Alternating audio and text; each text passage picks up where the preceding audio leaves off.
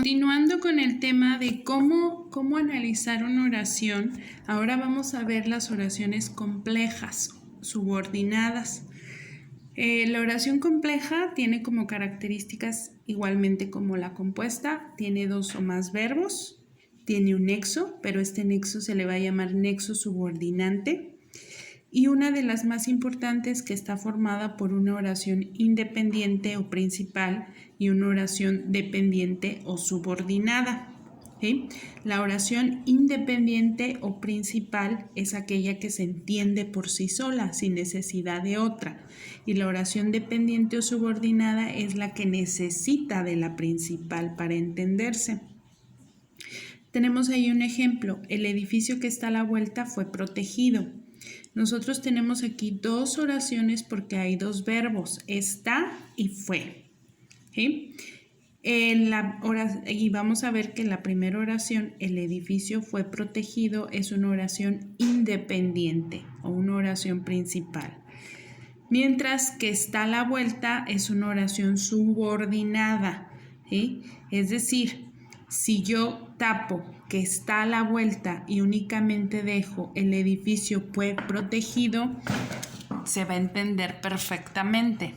Pero en cambio, si yo, por ejemplo, tapo el edificio fue protegido y dejo que está a la vuelta, no se entiende. ¿Sí? Cada oración debe de llevar su propio verbo. De la oración subordinada es está y de la oración principal es fue.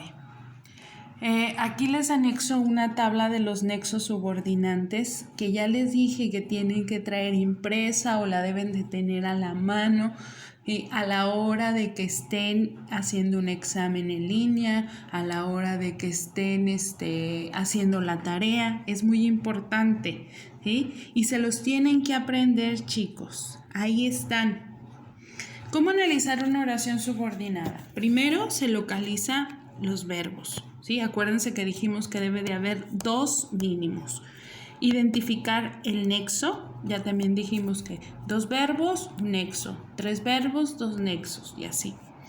Tener a la mano la tabla de nexos. Observar el lugar que ocupa el nexo. Vamos a ver dos maneras en que se va a presentar el nexo, ¿sí? Cuando el nexo vaya y luego los dos verbos, o bien cuando esté primero un verbo, luego otro nexo y luego otro verbo. Es decir, el nexo puede estar en medio de los dos verbos o puede estar al principio. ¿Sí? 4. Se identifica la oración subordinada. ¿Cómo voy a identificar la oración subordinada? Ya lo habíamos visto en una clase en línea. Si el nexo va antes de los dos verbos, ahí por ejemplo tenemos ese caso.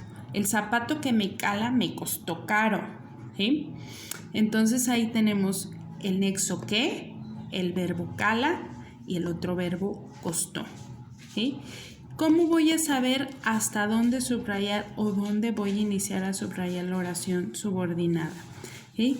La oración subordinada, para identificar la oración subordinada se tendrá en cuenta que esta abarcará desde el nexo, o sea, desde qué, hasta el primer verbo, que es cala.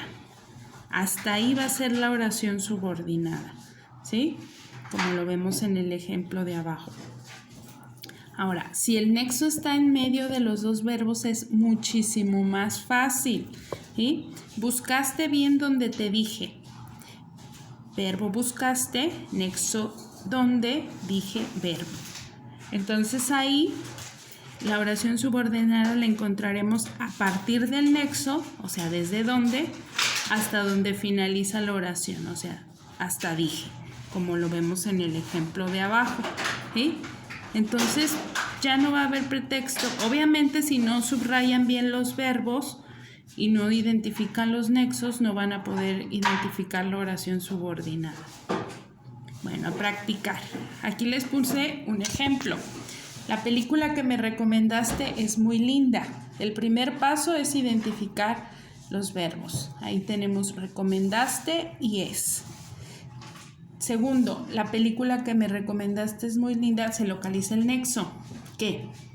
Luego identificas el lugar del nexo. Nosotros vemos que el nexo está antes de los dos verbos. Entonces el subrayado va a ser desde el nexo hasta el primer verbo. Fácil, ¿no? Otro ejemplo. Me encanta que te hayas decidido. Localizamos los verbos, encanta y hayas. Encontramos el nexo que. Localizamos el lugar del nexo. El nexo está entre los dos verbos. Entonces el subrayado va desde el nexo hasta el final. ¿Sí? Gracias.